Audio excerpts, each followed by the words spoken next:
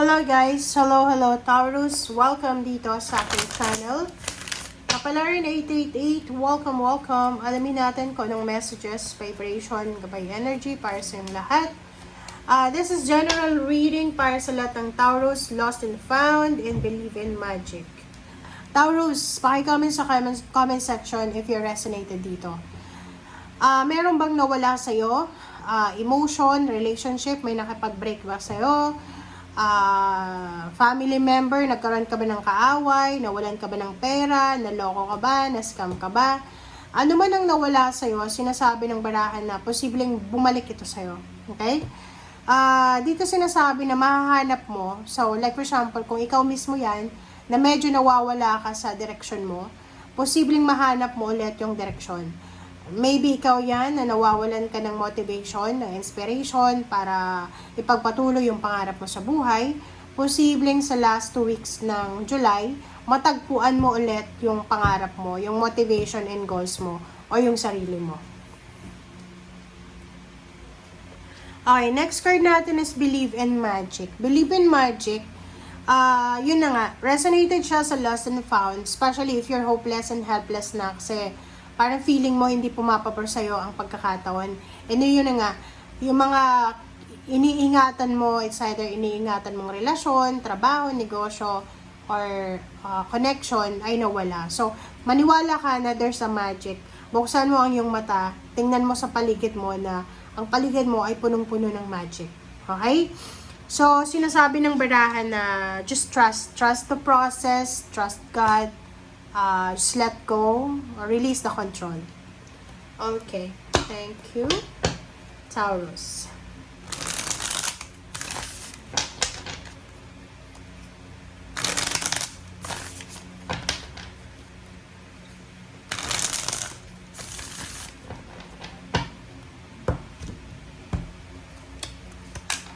Okay, 3 of Wands, 8 of Swords, the Devil, Queen of Wands,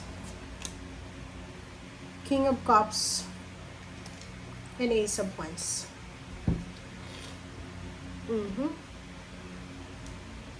Okay. Okay. Nakikita ko sa'yo dito na nandito ka. This lost and found is this one, 8 of Swords, and 3 of Wands. Diba yung parang matagal ka nang naghihintay. Maybe, how many? 3 years or 8 months? 8 years ka na. Related siya sa mga babae na Taurus na ang tagal mabuntis. Or father na ang tagal ng tinataguyod yung mga anak sa pag-aaral. Ang tagal nilang makapagtapos, parang ganun. Or may binabayaran kang utang, may binabayaran kang bahay, lupa, sasakyan, or ang tagal ng promosyon, salary increase, ang tagal ng swerte, ang tagal ng pera. Parang ganun.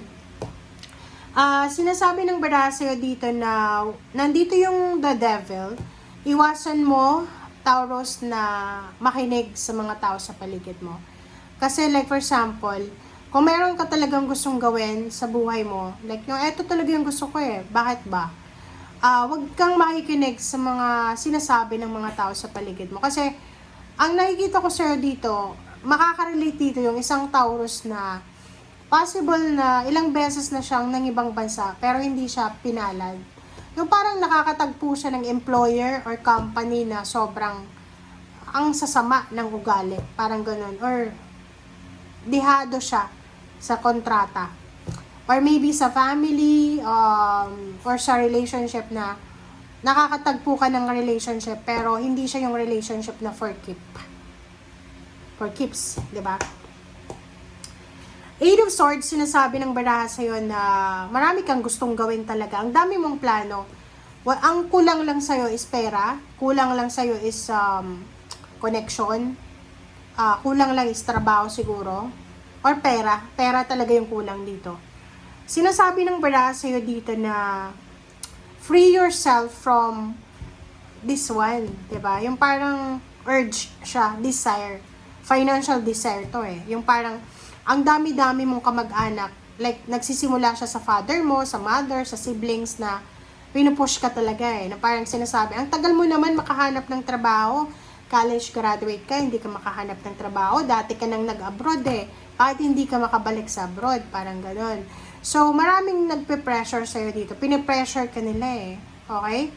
And sinasabi ng bira sa'yo na you need to free yourself sa connection na yan sa mga taong yan na pinipressure ka.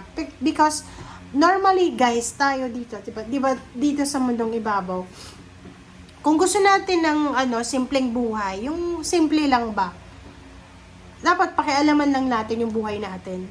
'Di ba? Tahimik lang tayo dapat. Kaya, ang dami-daming nai-stress ngayon, ang daming nade-depress, nai-stress, gawa ng sa loob ng pamilya, yung desisyon ng kapatid, pinapakialaman, 'di ba? Yung parang ganun. So, napaka-toxic. So, sinasabi dito sa'yo na, just calm yourself. Kumalma ka lang, okay?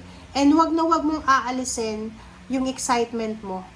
'Di ba? Yung parang palagi kang excited sa mga darating. Kasi ang nakikita ko sa iyo, you are disappointed Disappointed ka sa mga taong pinagkatiwalaan mo. Disappointed ka sa sarili mo mismo kasi parang iniisip mo na hindi ka sapat. Parang iniisip mo na kulang 'di ba? It's empty. Kailangan mo siguro ng ang problema kasi dito, kahit hindi mo sabihin, you are surrounded ng mga tao hindi ka suportado. Nakikita ko yung pagsi-self-pity mo sa 8 of Swords. Nakikita ko yung parang nagsi-self-pity ka because maybe your parents may paborito, or maybe sa loob ng trabaho may paborito yung boss, ikaw yung gumawa pero ikaw yung napagalitan, ikaw yung nagtapos ng trabaho pero ikaw walang congratulations, walang thank you na nakuha, parang ganun. So, ang nakikita ko dito, hindi sa hindi yung parang self-pity, pero understandable yung emotion mo. Your emotion, you need to honor your emotion. Kasi ramdam ko to. Tingnan mo, 1, 2, 3, 4, 5, 6, 7, 8. Na parang ina-advisean ka na ng iyong spiritual helpers na you need to believe in magic. Kasi wala na Parang nakikita mo na left and right, wala nang pag-asa. No, there's a magic. Bilog ang mundo, umiikot ang mundo, bilog ang bola. 'Di ba? So, wag kang mawala ng pag-asa.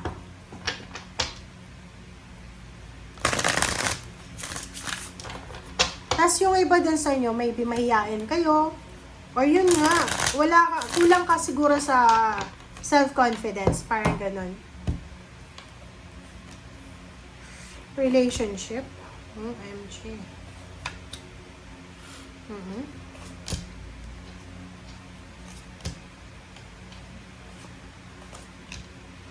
Okay, meron na naman tayong 10 of Swords. Okay. Nakikita ko dito, merong relationship dito na possible na matagal silang nagkaroon ng relasyon, magkarelasyon sila. But siguro sa hindi inaasahang pagkakataon, pwedeng maghiwalay sila pansamantala. Maghiwalay pansamantala because of job, because of mga different obligations, parang ganon. And nakikita ko sa'yo dito na sobrang masasaktan ka. Kasi nandito yung tingnan mo, 2 of Cups, 9 of Cups, 9 of Pentacles, and 10 of Swords. Ang nakikita ko dito, isang Taurus na yung asawa niya, yung boyfriend or girlfriend niya or live-in partner, siya ang tinuturing ng Taurus na strength niya. Hindi yung parents niya, hindi yung siblings, yung relationship niya. Yung parang humuhugot ka ng lakas, ng motivation, ng inspiration sa karelasyon mo. And because of maybe gusto mong magpakasal, gusto mo nang magpakasal or siya ang gusto magpakasal, tapos hindi pa pwede because nga wala ka pang pera or hindi pa pwede talaga, possible na maghiwalay kayo. Or maghiwalay kayo because hindi inaasahang mararelocate ka or ikaw sa ibang lugar. Nakikita ko sa'yo dito, ang dami mong plano Plano mo with your relationship. But, sinasabi ng bara sa'yo dito na kahit walang parang kahit wala kang ka-tandem, kaya mong makuha lahat ng plano mo sa buhay. Kasi dito mag-isa ka 10 of Swords. 'Di ba? Nakikita din natin dito, merong Taurus na babae na posibleng siya ay unexpected na magpapakasal, it's because of pregnant ka na, or it's because of medyo may edad ka na. Page of Cups, Ten of Wands. So, kung halimbawa lang, Taurus, na meron kang mga problema sa financial and emotional, meron ditong isang tao, it's either water sign, Pisces, Scorpion, Cancer, ang posibleng makakatulong sa'yo. And, isang okasyon, ang posibleng kailangan mong paghandaan. It's either your wedding, or it's either the birth of the baby, pregnancy, it's either new job, new career, relocation, or travel. Okay? Thank you guys. Bye!